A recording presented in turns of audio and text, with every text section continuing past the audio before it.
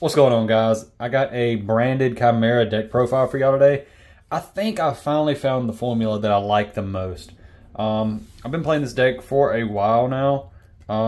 So we're going to start off with 3 Cornfield Codal. I think this is mandatory. I've seen some builds out there only playing 2, but you need starters in this deck. That's why we're going to go with 3 Mirror Swords Knight. 3 Gazelle. This used to be kind of a brick. Now, not so much, now that we got the new fusion. Okay, now, I say new, I mean it's been out for a little while now.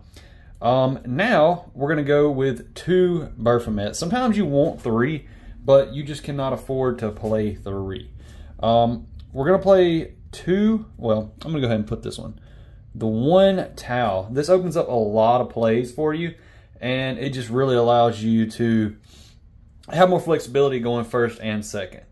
2 Fenrir. 2 Fenrir, you could play 3. I'm not going to say that's wrong if you really want to see it, and it's good to see it, but there's other stuff, and we side a second one.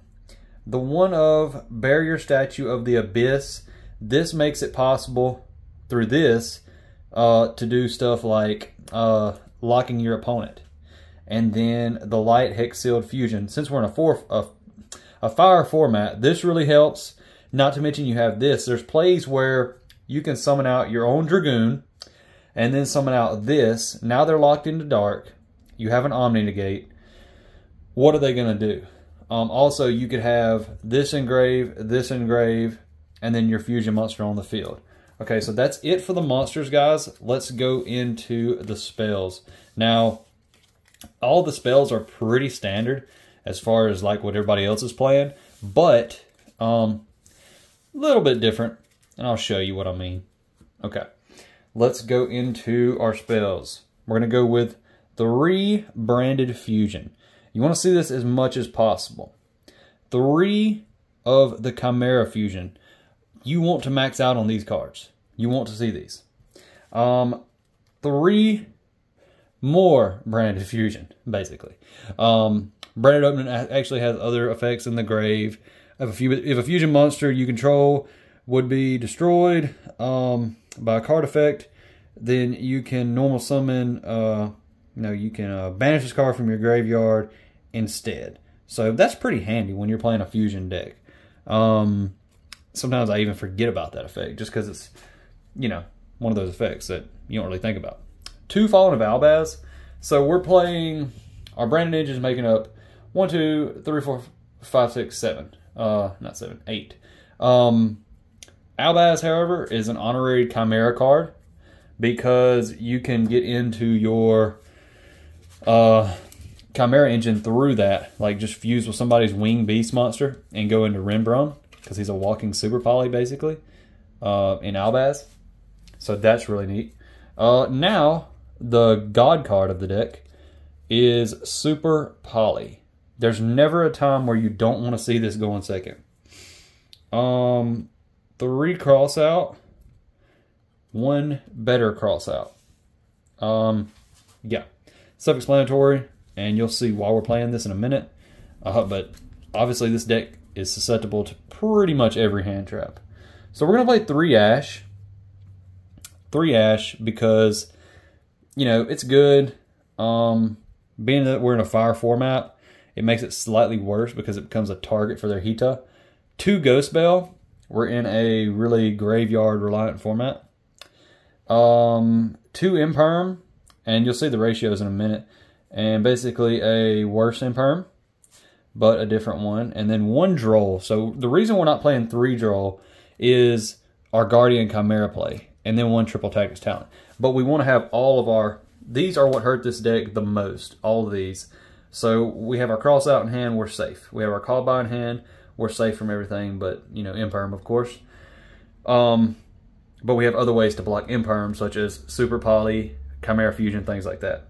And then the 1 Talents. You could sub this out for another hand trap, but Droll really hurts our deck because if we do it on our opponent's turn after setting our board up, we're unable to do the Guardian Chimera play.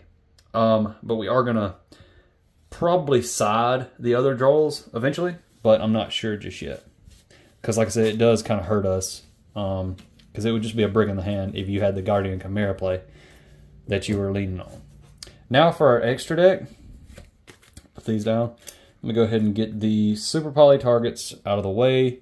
Mud Dragon Swamp and Resonant Light, the Wings of Garura. Dragostapelia is not really a Super Poly target, but it can be. So it's more or less a boss monster of our deck. Magnum the Reliever. This card, more and more people are realizing how good it is, because it's really good. Guardian Chimera at 2. You really are going to want to.